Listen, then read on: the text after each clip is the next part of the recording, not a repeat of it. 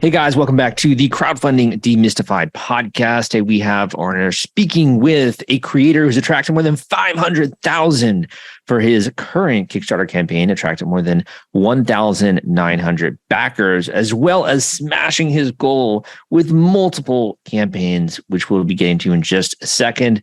The product today is really freaking cool. It's literally like next generation, looks like something out of Tron, and we are lucky enough to have the creator here on the show. Juan, welcome to the podcast. Thanks, man. Thank you for having me. Definitely. Maybe you could just fill in some gaps in that intro, let the audience know a little bit about you and what you've created. Absolutely. So I am the co-founder of Unit One. Unit One, we do safety accessories for urban mobility, using mainly design and technology to create an extra layer of safety for our riders. Currently, we are our current crowdfunding campaign. This is our fifth overall, fourth or actually third on Kickstarter. Is for our next helmet. Well, actually, it's for a bunch of products that we aptly named Aura. So it's a smart helmet for all kinds of riding. We call it a hybrid. And it connects to our smart lights, our navigation remote. It's basically an entire ecosystem revolving around the helmet that it provides visibility to riders so that you're visible to drivers. Cool. And to those sharing the road with you. And you guys got to watch this video and go and check out the campaign page. Looks really beautifully designed, has turn signals, synchronized lights, automatic brake light, crash detection, you name it, right? So a lot of cool features and functions behind this. When did you really get started with your first campaign? What year or when was that happening? Oh, that was way back. So 2017, we were in a different space altogether. We actually started the company around a different product in the snow sports space. It was also a helmet with some tech in it, albeit different.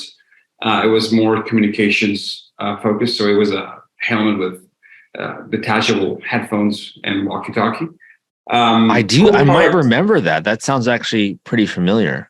Yeah, it could very well be. It was an Indigo campaign, and it was small. I mean, smaller than the ones we're doing right now, but still enough to pursue the product after the campaign. We did the whole thing, looked for the suppliers, developed the product, tooling, shipping, and whatnot. We actually launched the product to market, and very shortly after we did, we were starting to ramp up production and volume and sales, and then the pandemic pretty much closed ski resorts. Oh gosh! Overnight, yeah. Which is insane too, because you think about it, like skiing outside is one of the less risky, I'd say, activities, right? It should have been something that never shut down in the first place. But back then, if you remember the first months of the pandemic, it's crazy. Knowledge was scarce. No one really knew what was up, and just, out of caution, I guess, everything got shut down. Yeah. Unless you're like here in Miami, which we never had a pandemic. Oh, well, then that's but totally different. Yeah. But yeah, as far as ski resorts go, they closed pretty much all of them overnight. And we had one product seasonal that we couldn't sell, and we didn't know for how long we weren't going to be able to sell it. So we had to be quick on our feet, and we pivoted into urban mobility. So a place where we could apply our same skill set. So helmets, safety, product design, pretty much everything else was transferable. And so we used whatever money we had left, which was originally intended to make more snow helmets.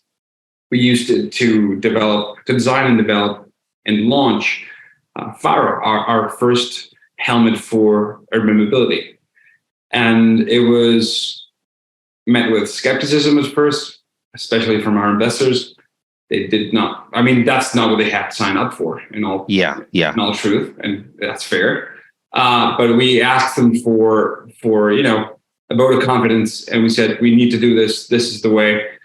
And like the Mandalorian there. Yeah. I got really nerdy really fast, and it was not even intentional. That was the way, indeed. And we launched Faro on Kickstarter in the middle of the pandemic. We designed and developed the whole thing via Zoom. It was wow. Weird. And we sold on Kickstarter. We sold on the first 2 weeks more helmets than we had sold in 2 seasons of the other one. Gosh. So then it was a really, it's like an aha. It was an easy call to make. It's like, hey guys, remember? Yeah, well, there you go. This is the way. Yeah. Then we had pretty much a free reign after that. Yeah. Congratulations on that and that successful pivot. So when it comes to you, what's your role within the team structure? That's a good question. The paper says the card says CEO, but that's not really true, at least in practice. So we're 3 co-founders. 2 of us have a product design background, and the third has a business background, very much necessary. If you want to build a company around a product, you need both. And ours is a very design-centric company in a way that it's in everything we do. It's in our products, obviously. It's in the way we communicate, from an email marketing to a website to the freaking pop-up you see every now and then. Everything revolves around design, and we use design to create experiences and usability. So it's a part of us as a company. And that creates a weird specific role for us product designers. So the one I ended up having is I'm kind of the bridge between the pure design founder, that's Javier, the pure business founder, that's Francisco, and I'm in the middle. I have a feet on both. I act as a head of product on the one side, and I am a part of every strategic decision that happens in the business with Francisco and of course Javier. So I kind of act like the bridge between those 2 worlds. So out of curiosity, how did you all meet? Because you're kind of like this incredible, trio, right? Where 2 of you are designers, one's a business person, and you've been able to navigate terrains and come out with really cool products. How did you all link up, or how did you meet? Well, the first link was fairly easy. Javier, the other designer, both of us are product designers.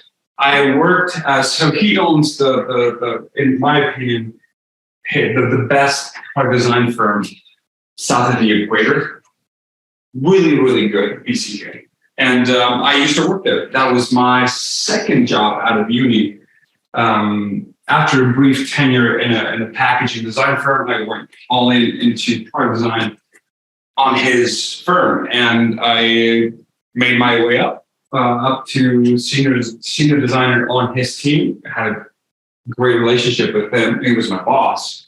And at one point, funny story, one of our team quit to join a company that was launching a product for crowdfunding. Back then, it wasn't that. This was maybe 2015, 2016. It wasn't that widespread back then. And so we watched this guy really closely as he went through the hoops, he went through the steps, and finally launched a very successful crowdfunding campaign. And we said, all right, we can do that. And that just aligned very well with what I wanted for myself, which was much bigger than being a senior designer at a product design firm. So I quit and then partnered up with my previous boss, now partner, and we founded Unit One. And then Francisco joined shortly after. He came from a different background. My wife's best friend, she was dating him, and we saw each other all the time in social scenario. Yeah. But every single time we ended up, talking shop, because he was working at this high-end corporate job, but had the entrepreneurial, spark that was eating him alive. And it wasn't really hard to to ignite that. And before long, he jumped ship and joined us. And that's the trio. That's the family team. It's so interesting. And you think about that, like you go through life and you don't realize that sometimes some of your most valuable teammates are right around you, right? Whether that's like a former boss or that's a social connection, someone who's a secondary connection, right? It's almost like just being open-minded can really lead to some powerful partnerships, right? Yeah. For the most part, it's just letting it flow. If some things flow, there's a reason why they flow. If you end up like it happened to me, if I ended up every single time we were, having a meeting amongst friends, every single time I ended up in a corner, secluded from the rest of the group, talking to this guy for hours on end, that's something. I mean, we have something in common that's powerful, and that's what keeps us together to this day, 6 years later. It's like a co-founder is like it's very much like a marriage. In fact, I think it's even harder because I probably see him more than I see my actual wife. And we have this, because thankfully his wife is best friends with mine. So we kind of keep it really close. We've moved around the world several times, all of them together. Wow. We've been neighbors we've been neighbors like less than 2 blocks away in Buenos Aires, in Santa Monica, in Berlin, and now in Madrid, where we That's so cool. That's so cool, man. Yeah. You're living the life. So you've had so much success with these different campaigns and you've hit many big milestones. What makes you continue to come back to the crowd? Like, why continue to come back when you could just sell something on your own website? Well, to this day, crowdfunding continues to be. So even though we could launch our products without crowdfunding right now, we don't exactly need it to lift a product off the ground. For us, it continues to be, or number one, it's a very emotional place for us because that's where we were born as a company in a way. Mm-hmm. That's where we got our first couple of products off the ground. That's where we realized that pivot that pretty much cemented our fate into this new space that now we now call our home. That's urban mobility. And at the end of the day, it's a great sounding board. It's a way to put a product out there before it's launched, put it in front of an audience that is pretty tough. I mean, these are very sophisticated consumers, backers, like crowdfunding backers, let's say Kickstarter or Indiegogo backers. They're a very discerning consumer.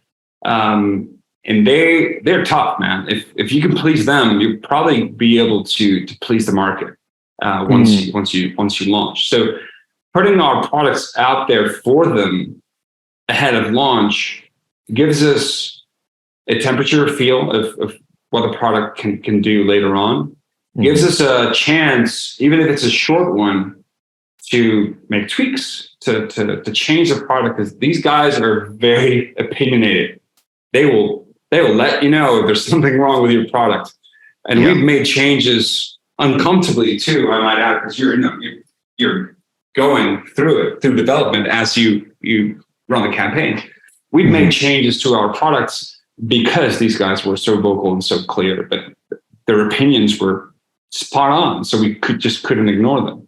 So to this day, we use crowdfunding as a validation tool to launch our products there, have thousands of people critique them and weigh and have their opinions listened to, and establish a dialogue, which I think is just magical, with thousands of early adopters that will, yes, they will be harsh. Like, they're super harsh. It's a harsh community. I'm not kidding. But once you make it through to the other end and you deliver a product that lives up to the expectations and lives up mainly to the promises you made, they will love you for it. They will be the first person to promote the company, promote the product, tell their friends about the product, because they're proud of having been, having been a part of this journey and having sat through the challenges and the complications and the detours and many times the failures even. So they're proud of that. They feel like they're a part of it, and they very much are. If you're worried about the fulfillment and shipping part of your Kickstarter campaign when it comes to getting out all those perks and rewards to your backers, rest assured I've put together a complete Kickstarter fulfillment and shipping checklist for you, and it's free. This is sponsored by the folks at Fulfillrite, and they thought that you should have this checklist as part of your arsenal going into a crowdfunding campaign. If you want to get instant access to this checklist and it's free, you can go to fulfillrite.com/checklist. Again, that is fulfillrite.com/checklist, fulfillrite.com/checklist. Just go to that link and you can download it immediately. Looking at your current campaign, you guys have 21 days to go. You've already raised 500K, right? So you're doing incredibly well. And I'm assuming you're going to raise even more than that in the next 20 days. I think a lot of people look at that and they just kind of wonder, like, behind the scenes, they'll just say like the day before you go live, what's going through your mind? Are you like, oh, this is going to instantly, smash through these goals. I'm going to easily raise 500K. Like what's going through your mind as a company or yourself before you hit that launch button? Oh, that's a loaded question. That's a tough day, man. Pre-launch day this was our 6th overall pre-launch day. And I honestly thought that this time around, we had a bigger team in place. We had more time to prepare. This was by far the best prepared launch we've had. Mm-hmm. And launch day was still freaking Wall Street hectic, non-sleep type of thing. Like so far it's been impossible to avoid. Like every single one of our launches has been the same. Maybe there's a better world out there and someone's learned to not do it.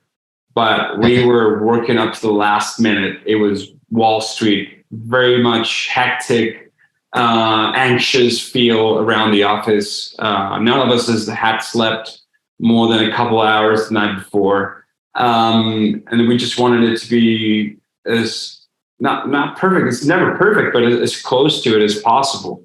And we have a very, very high bar, and we tend to try to, live up to it.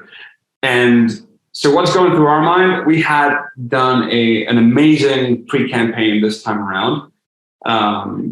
But the thing with pre-campaigns is you measure a pre-campaign via the amount of leads you have. You don't know, however, how those leads will perform once you're live. So you have a metric that is actually a half metric. So we had a ton of leads prior to the campaign.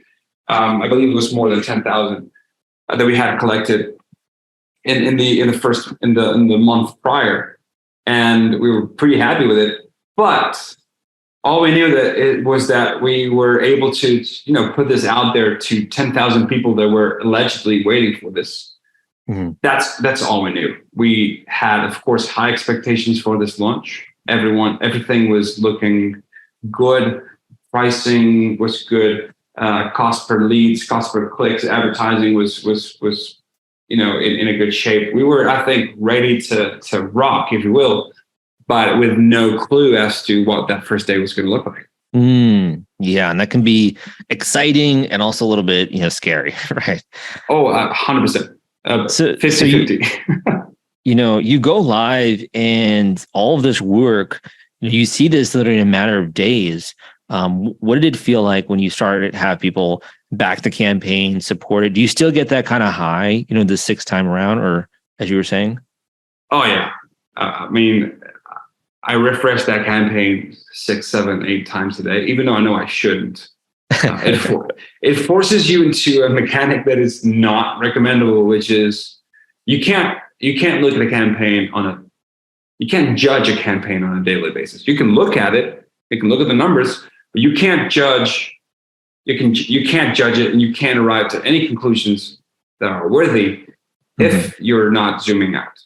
So it's tricky. You can refresh that page 100 times a day, but you don't make any decisions based on that because you need a wider picture. You need at least a couple of days. Even at the beginning, like day one is super meaningful.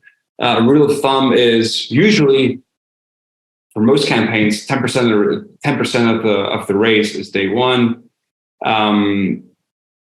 But that rule sometimes is not real. I mean, sometimes it doesn't happen. So it's really it generates a lot of speculation, and you have to fight it. You have to be able to think straight, to avoid getting absorbed by a bad day, because you'll have bad days. You have 2, 3 in a row sometimes, and you also have to avoid getting dragged into a high that may last a few days, and you feel like you're the king of the world, and then you have a 4th bad day after 3 good ones, and it's like, oh, the world ends. So you need to zoom out. His perspective. Yeah. Oh yeah. But it's hard. I mean, it's still hard. We're halfway through the campaign, a little more, 500,000 in. It's definitely a great position to be in. We're very excited, but it's a daily thing. Like, we have to push every single day. There's no such thing, at least for us. It hasn't been this way yet. There's no such thing as an automatic thing. Yeah. So I have a couple of questions I want to get to. I want to be, mindful of your time, obviously. So was there any reason behind the 60-day duration? Because, you read a lot of blog articles, right? You go and, learn more about crowdfunding, and most people are saying, like, do it around a 30-day campaign, right? But what was your decision behind having a longer one? It sounds like it's panning out for you really well. Yeah. So we are well aware of the general good practice says 30-day campaign. That comes from the classic U-shaped campaigns, where you have a spike at the beginning and a spike at the end, and a slump in the middle. The mid campaign is the most Kickstarter dreaded, slump of death. Yes. Yeah, the most dreaded section of any campaign is the middle, and we've learned to fear it, mind you. But at least we've learned to respect it. I'll say that. But a 60-day campaign is, for us, it just simply comes down to margin of error. You have more time to iterate. You have more time to tweak, to try different stuff. This is a constant iteration, a constant process that never stops, especially through the middle. And yes, a 60-day campaign has a potentially longer slump, so you're that more exposed in the middle. But it also gives us margin of error to fix something if it's broken, to test and to iterate. Very well said. Kind of as a follow-up, I think I'm obviously one of the guys who, has a podcast and, talks about crowdfunding. Do you feel like there are any misconceptions within the industry that, for example, 30-day campaign, you don't necessarily have to have a 30-day campaign, right? Do you feel like there are any other misconceptions within the industry when it comes to crowdfunding? Probably. I mean, you hear all these kinds of unspoken rules, or sometimes spoken out loud rules, like the 30-day campaign. That's a great example. And we've learned that a lot of those aren't true. And we've heard this. I'll give an example. We've heard this from top tier crowdfunding agencies. The fact that if you hit a slump in the middle, or if you hit X amount of daily, if you fall below the threshold of an X amount of daily funding, there's no way to revert that into an upward slope again. And that's 100% false. We've seen campaigns do this. We've had some of our campaigns do this. The final curve, if you will, the graph that you plot with daily funding, is you see a lot of views, but you see a lot of the opposite, which is mind-boggling, really, to this day. Like slow in the middle, slow at the beginning, slow at the end, and high in the middle. It's like, what the hell is going on? So you quickly learn to not follow these rules too strictly. Every campaign is different, and the context changes. Freaking Facebook algorithm or the pixel changes. Kickstarter changes. So there's a lot that goes into a crowdfunding campaign, and I've learned that there's no unspoken rule for virtually anything. Yeah. And we've argued against top tier crowdfunding agencies that have run thousands of campaigns. We've only run, comparatively, we've run 6, which is a small number.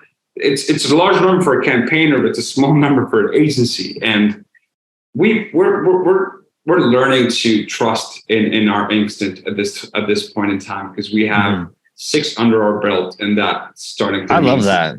Yeah, I love that. And I think you give a good example as well, that you really have to understand the customer, right? And you have to understand your people and your product and what's going to work well for them, right? And the different variables going into it. So, I do think there are important guidelines, particularly for beginners, but the more you go, right, you kind of also learn when to follow the rules and when to break them, right? Yeah. This campaign, there's been countless times where we decided against partners or against trusted advisors that know their stuff, and it paid off. Like we did a larger pre-campaign that most people set to do. Like, this is going really well, but the thing with pre-campaigns is most agencies will frown upon them, because there's only a half metric. You have cost per lead. You have all those metrics, but that's one half of the spectrum. You don't know how these leads will convert ultimately. So you're kind of driving with one eye open. There's a big chunk of road you're missing, and that usually, agencies don't like this. But we banked on this pretty heavily, and we ended up having this massive 120K first day for Aura. That was just mind-boggling. Bananas. Yeah. And that was all pre-campaign. Crushing it, man. 100%. So one other question I have for you before we can begin to wrap up the interview. I would argue that despite the fact that you guys have gone through some pivots and some ups and downs and these things, I think a lot of people are going to look at this and they'd be like, man, this guy is untouchable. Like, he's doing a 500K plus campaign. He's had multiple successes. It kind of makes you seem a little bit untouchable. So if you were speaking to like a beginner with their first product or trying to build that first, cornerstone of their brand, what would you tell them? What advice would you give them when it comes to launching something? Okay. So I'd say, listen to your backers. These guys are your first ally. They're your early adopter, your first customer before you even have a product. The fact that you're talking to them is already a privilege of sorts. But there's a limit to that. At one point, I'm of the school of thought that says you need to ask people what they want. Yes, but if there's this unnerving conviction within you that says that some part of a product needs to be A or B or C, and you know that to be true, then you always allow yourself to be a little stubborn and allow yourself to get hit in the face every now and then, because these people will hit you in the face. Learn to appreciate it, or you'll end up hating them, and we don't want that, because they can be. I love it. Awesome, man. Where can people go? Where can they learn more about the current campaign and some of your other products here? Yeah, so they can go straight to our website, unit1gear.com. There they will see all of our products launched and currently at the crowdfunding stage. Again, all of our products went through the same process. They're designed and developed internally, 100% in-house. Then they go into the when we're ready to show them to the world, they go into the crowdfunding stage that matches with the final stage of development. And then we launch them into the market, predominantly D2C, direct to consumer. And we're now moving into a more omni-channel operation with retail presence. So there they can see all of the ecosystem, all of the portfolio. It's a pretty exciting space, and we're doing some cool stuff. Very cool. I will make sure to link that up in the description. And my final question, we can end on this note. You can speak directly to the listeners, and you can either end with a quote that you like, a favorite quote that you have. It could be a simple word of encouragement for other people when it comes to their projects. It could be a final tip on crowdfunding or entrepreneurship, or really anything you'd like to pass on to other creators and innovators in the audience. Okay, that's good. I don't have a quote prepared, but I do have a piece of advice that this particular campaign has taught me, and it's that when we've had some like if you look at the final number, it's amazing. It's 500,000, and we still have 21 days to go. But we had some dark days where we thought that this thing was going downhill, and we stuck through it. We put the team on high alert. We iterated, we tweaked, we changed, we shifted everything from creatives to the campaign title to the video. There's always something you can do to turn it around, and just power through it. Power through it. Persistence. Great. Thank you so much for coming on the show. Really looking forward to you coming out with this product once it's fully funded and seeing how it does the next 20 days. And hopefully you'll come back if you have another campaign. We'd love to hear from you again and share some tips. Yeah. This is nonstop, man. We're constantly working on new stuff, and again, we will continue coming back to crowdfunding as this first launch tool. Awesome. Thank you so much for coming on. Have a good one. Thanks for having me. Thank you for listening to this episode of the Crowdfunding Demystified podcast. I have one question for you, and I really want you to think about this. What happens if you do nothing? What happens if you do nothing? If you do nothing with the information that you just learned, if you do nothing with the story which you've just heard, if you do nothing, nothing is going to happen, right? And I think this is a very difficult realization, I think, for many people out there, because myself included, when first getting started in this industry, I see these campaigns raising 6 and 7 figures, and it's like, oh my gosh, how come these people do it, right? They must be like magicians. It must be magic. But then I slowly started to discover some of the secrets of how to actually get a campaign funded. And I started to put that out there online. And oh man, that went viral, right? And I really made it my life's mission to share this valuable education with you. These nuggets of gold, so you can dive into the treasure chest and you can use some of these incredible weapons in your arsenal to be able to blow past your campaign goal on Kickstarter, on Indiegogo, doing the exact same thing that these pros are doing when it comes to their crowdfunding campaign. But I will tell you that the one commonality of every guest that I have on this show, and I think it's literally hundreds of guests at this point in time. We now have over, I believe it's 40,000 YouTube subscribers. We have many more people who visit my website, every single year. And the one commonality that every success has had is that they are willing to take action. You gotta be willing to take action. And that could be just getting access to more information. That could be taking some time to sketch down that product idea. That could be putting together a business plan, or even just being willing to make your first prototype and iterate, or maybe to even put up the website or the Kickstarter campaign, right? You just got to be willing to do it. You got to be willing to persist and move forward, move that ball down the hill, and maybe something happens in your life. Everything's, sometimes positive and negative things happen. And I'll share something actually kind of on the sadder side, is something in my life with a family member happened recently, and it set me back a little bit. And you have to kind of just go with the punches sometimes. Maybe you got a little bit distracted and you're getting back into crowdfunding, or maybe you've been going strong for the last couple of months and you're on a roll. Whatever it is, this is the time. Now is the time to take action. So if you do nothing else, take some action this week and next week, and we'll have another great podcast as well. And for those of you who really want some guidance, you feel like, I'm willing to take action, Sal, but I do need a guide. I need a coach. I need someone who can really help me through this process. I'm trying to train for a marathon, but I can't just do it myself, right? Or I'm trying to become an Olympic athlete, but I need someone who can tell me, hey, what's my nutrition plan? How often am I practicing? How does my breaststroke look, right? If I'm swimming, or if you're playing golf, how does your stroke look, your golf stroke? You need to have a pro or a coach in order to get better beyond your own education and also beyond your own experience and understanding. If you already have a ton of experience, it's easy for you to make those adjustments, right? Because you played golf before, because you were swum before, because you went on a marathon before, you know how to make the adjustments. But when it's your first time, or even your second or your third time, and you're still not an expert at it, it can be quite intimidating, and you also don't know necessarily where you need to improve.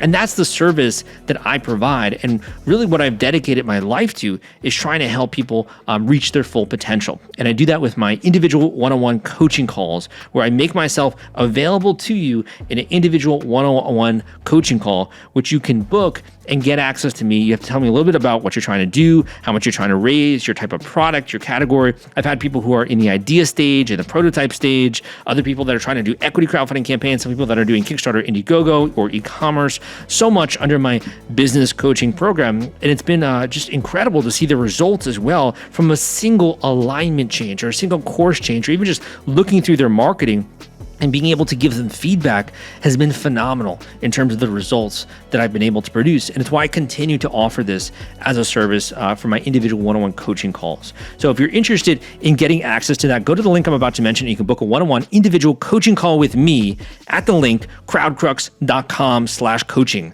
That link is crowdcrux.com/coaching. Again, that link is crowdcrux.com/coaching. I will say one final thing, which is that, man, if you hire, for example, a tennis coach, right, to improve your swing or improve your game, you got to listen. You got to be willing to be coachable. You got to be willing to put some of those action items into practice, or to get access to the resources that you need in order to put yourself in the position to be successful. All right, guys, thank you so much for listening to this particular episode.